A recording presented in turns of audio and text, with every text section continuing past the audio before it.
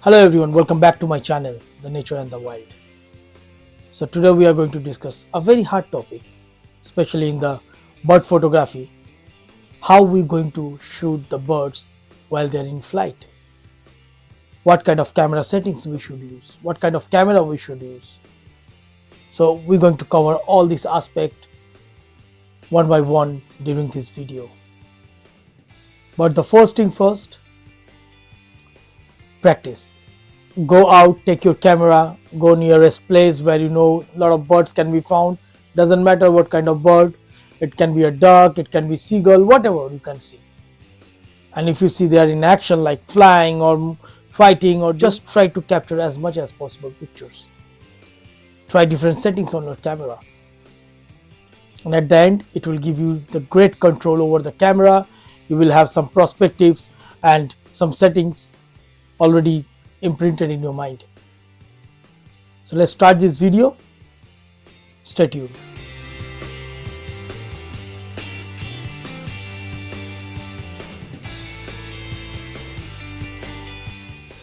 So guys, when we talk about wildlife photography, especially in the birds in flight mode, we must look about the type of cameras we have in the market, and we must choose the right camera for wildlife photography.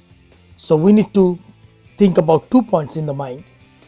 One, the camera should have a continuous shooting mode where you should not miss any chance or any movement of the subject. Second, the camera should have autofocus operation mode.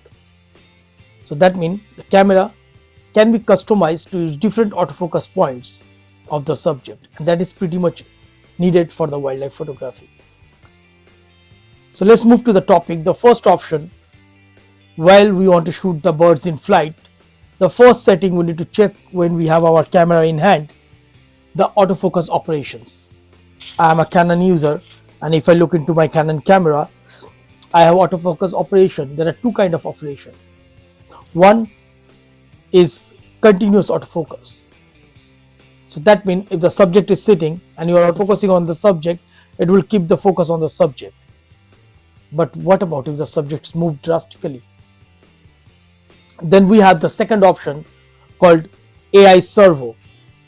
AI servo is the most best choice for the birds in flight, because your bird is consistently moving and you make sure that your camera can consistently focus the bird and readjust the focus.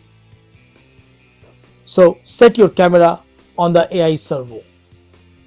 Point number 2, we must select the autofocus area, which area we should focus while the bird is moving. In the camera we have spot on, which will be like just the spot on the subject, very useful when the bird is sitting on a porch or it's a static bird or static subject, not moving too much.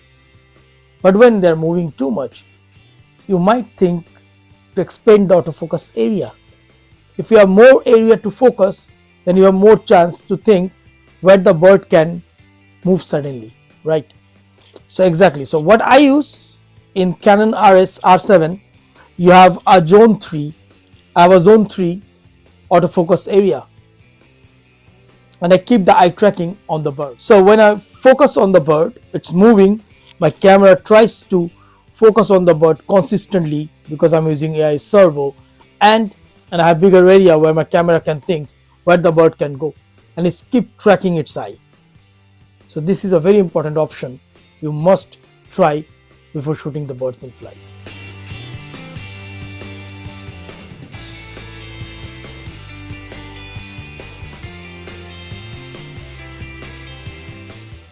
The modern cameras, they have a couple of different settings which also goes with the setting of your autofocus. Like on Canon R7, if you go to the Canon R7, you need to set up some cases. It has like 4 cases where 4 different kind of scenarios you can set it up. You can set the camera's tracking sensitivity. You can set how the camera will respond if the subject move very how the camera will behave when the subject moves so fast or it's very dynamic. I will not go into those settings right now, but maybe in a different video. But you definitely have to think about different use cases inside your camera. So just for a tip, on the R7 you have 4 settings, and out of the 4 settings you can use any one of them. I use normally the setting number 2, which is like continuously track the subject.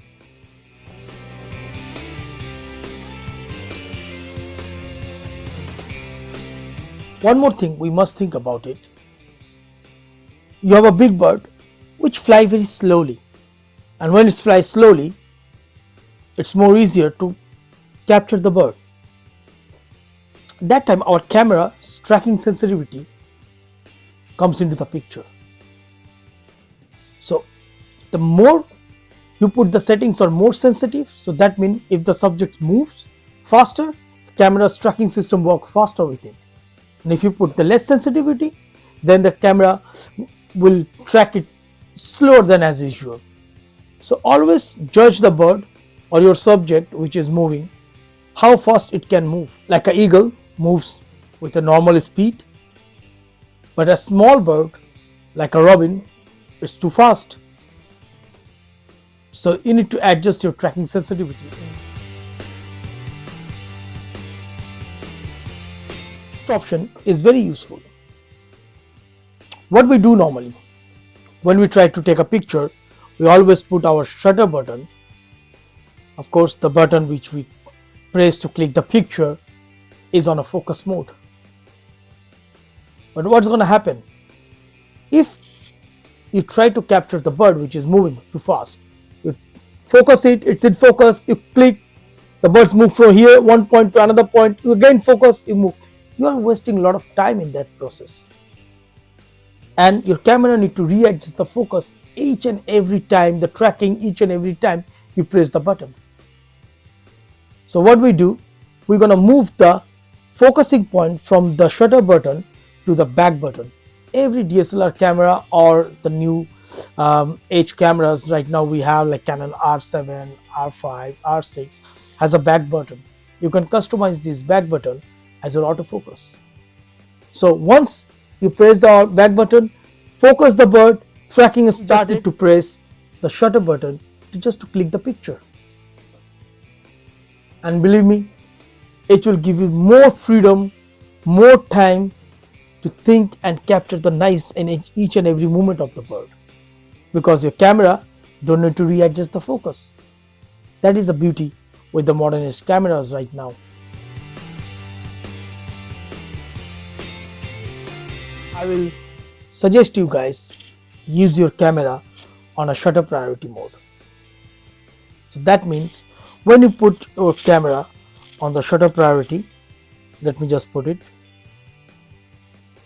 So when you put the camera on the shutter priority, you can change the shutter speed with one click of your button, and rest of the things will be automatic. The ISO is auto.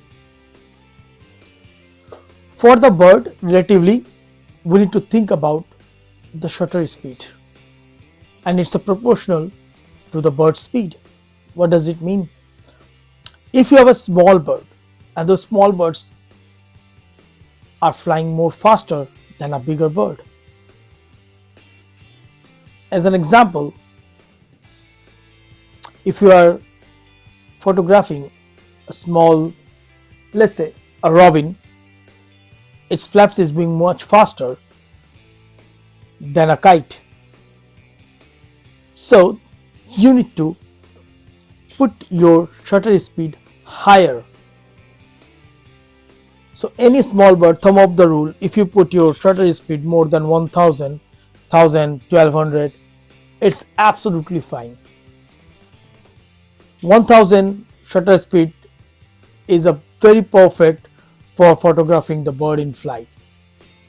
You can go higher, but how much? That's the question. That depends on what kind of lens you are using, because if you are using a lens which aperture is 9, then you don't have much room if the light is not that good and you are photographing a bird in the evening. Let's say the light is very bad, you cannot go 1000 or 2000 or 3000 of the shutter speed. then you introduce a lot of noise into a picture. So everything is proportional to each other. You need to think, when I can increase the shutter speed. If you have a lens with f4, you have more room to introduce much higher shutter speed. So if you have a lens f4, you have more room to increase the shutter speed and play with a low ISO. But doesn't matter, nowadays all the new cameras can handle very high ISO. I don't think a ISO of 3000 or 6000 will do much harm. If you introduce little bit noise, you can always process them and get a nice clean picture. So any bird, if you put your shutter speed between 1000 to 1250 or 2000, it's absolutely fine. You can get nice and clear pictures. Another thing, you must think about the lens, what kind of lens you are using. If you are using a RF 100 to 500 for the Canon, as I said, I'm a Canon user. So if you are using a RF 100 to 500, you have a maximum aperture of 7.1. Okay, so in that scenario, you must think all the three ratios. Plus, the best thing is you also need to think about the image stabilization. All the new cameras have it. All the new cameras in the market right now have in-body image stabilization, and also the lenses have a IS installed. Both image stabilizations works together, camera and the lens. Keep it turned on.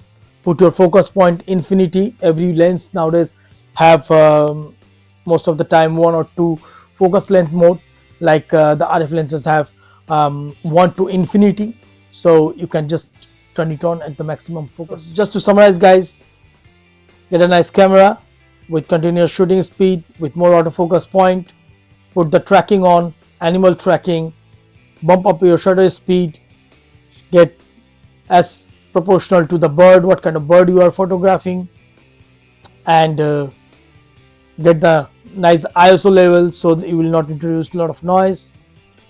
Check your lenses, stabilizations, the focus distance limiters.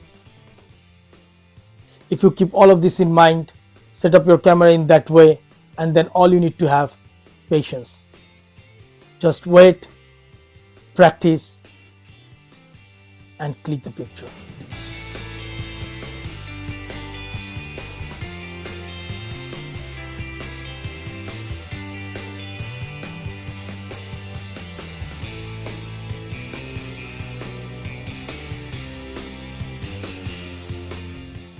Thank you guys for staying with me.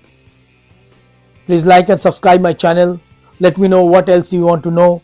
I will always come up with some good ideas and some good videos. Thanks a lot for subscribing my channel.